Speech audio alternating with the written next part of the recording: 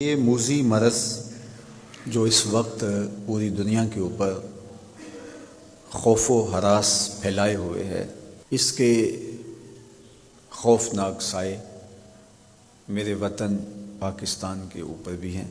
جب انسان اس طرح کے حالات سے دوچار ہوتا ہے تو پھر ہمارا دین اسے احتیاطی تدابیر اختیار کرنے کی تلقین کرتا ہے کہ وہ احتیاطی تدابیر کے ذریعے اپنے معاملے کو صاف کریں، اچھا کریں، ستھرا کریں۔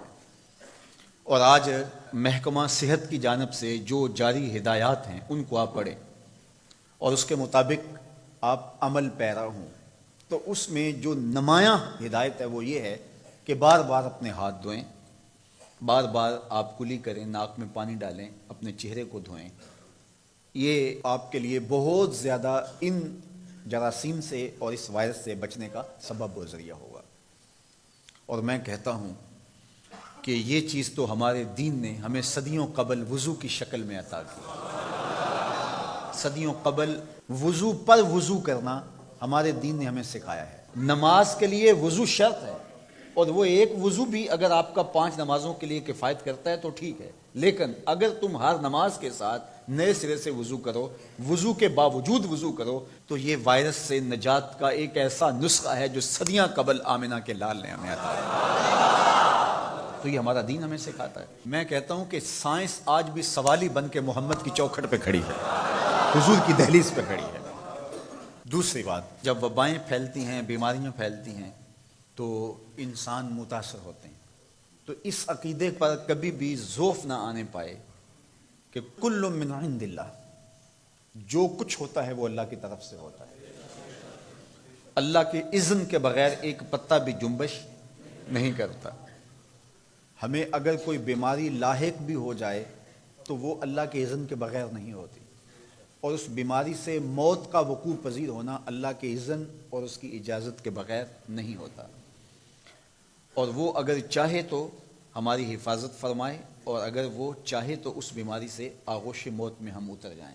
تو یہ عقیدہ ہمارے ساتھ ہر وقت جڑا رہنا چاہیے کہ ہمارے سارے معاملے اللہ کے دستے قدرت میں ہیں، لیکن یہ دنیا اسباب کی ہے، اس لیے حفاظتی تدابیر اختیار کرنے کی تلقین کی گئی۔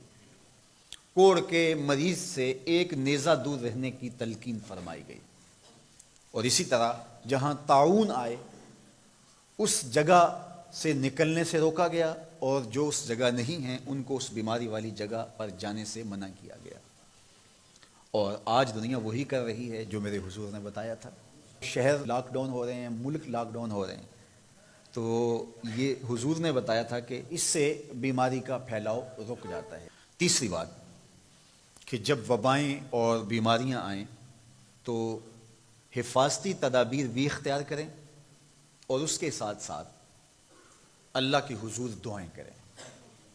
مختلف بیماریوں کی معصور دعائیں احادیث میں موجود ہیں جو آج سوشل میڈیا کے ذریعے آپ تک پہنچ رہی ہیں۔ حضرت امام شافعی علیہ رحمہ اپنی ساری زندگی کا خلاصہ اور نچوڑ بیان کرتے ہیں۔ ما رأیت انفع للوباء من التسبیح، فرماتے ہیں کہ جب وبائیں پھیل جائیں تو اللہ کی تسبیح سے بہتر اس کا علاج کوئی آج تک میں نے دیکھا ہی نہیں۔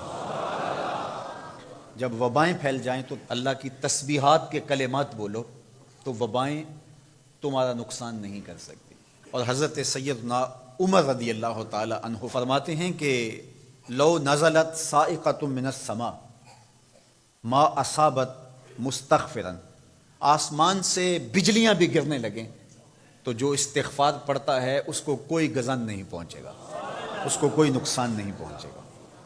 تو کثرت کے ساتھ استغفار کیجئے، کثرت کے ساتھ اللہ کی تسبیح بولیے، اور اس کے حضور رجوع کیجئے، توبہ کیجئے، اور صدقہ کثرت کے ساتھ کیجئے، اور اللہ کے پاکیزہ گھروں میں آ کر کے آپ اس کے حضور دعائیں، التجائیں اور تمنائیں کیجئے۔ حضرت محمد بن عبد الرحمن الکرشی فرماتے ہیں کہ 7ویں صدی ہجری میں مصر میں ایک طاعون پھیلا جس سے اموات ہونے لگی اور روز جنازے اٹھتے تھے۔ لوگ گھروں میں تھے تو بیماری گھروں پہ دستک دیے بغیر داخل ہوتی تھی اور جنازے اٹھتے تھے، لوگ پریشان ہو گئے. تو کہتے ہیں جب حالات قابو سے باہر ہو گئے تو ہم اپنے بچوں کو لے کر، اپنی بیویوں کو لے کر اللہ کے گھروں میں پناہ لی. تو کہا جب اللہ کے گھروں میں ہم نے پناہ لینا شروع کی تو اللہ نے ہماری حفاظت فرمائی.